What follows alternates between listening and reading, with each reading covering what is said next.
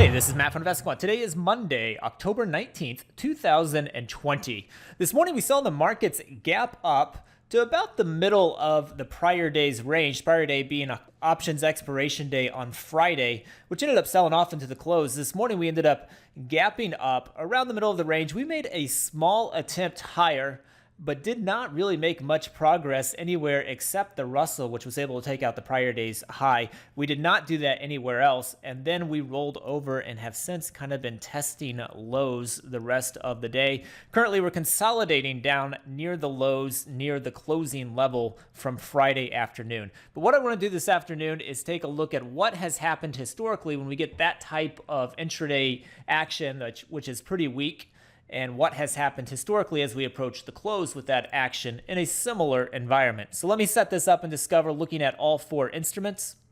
Setup is going to be a time-based entry that'll get long at 3 p.m. Eastern Time. It'll exit at the close of regular trading hours, which is 4:15 p.m. Eastern Time. For the opening filter, this morning we gapped up within the prior day range. So I'm going to go gap up, and then I'm going to hit open in prior day range to add that piece of information to the study. Next, I'm going to go to the post-open filter section, and I'm going to add some context around what has happened here since the market opened. And there's three key pieces of information that I'm going to be using. I'm going to say that the open was in the top 25% of the intraday range. That is currently true.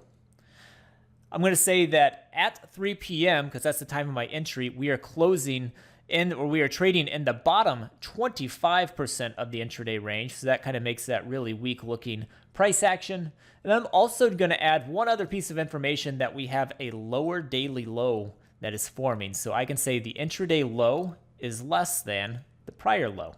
So that gives us a lower daily low. That's true everywhere except the Russell right now. Lastly, I'm going to put us in a similar environment. This is often very important. In fact, we'll be looking at some of this type of information tomorrow at our webinar. And there's a link below the video if you haven't signed up yet and you want to. We'll be studying some different statistics around these different environments. So it'll probably be helpful if you've never studied that sort of stuff before to go ahead and sign up for that. And it should be about a 30-minute webinar, so we won't keep it too long. But we'll share some information with you in an educational form there after the close tomorrow. All right, let me hit view results and we'll take a look at the results here. And here we go. So these are the results of going long at 3 p.m. Eastern Time, exiting at the close 4:15 p.m. Eastern Time, when you gap up within the prior day range.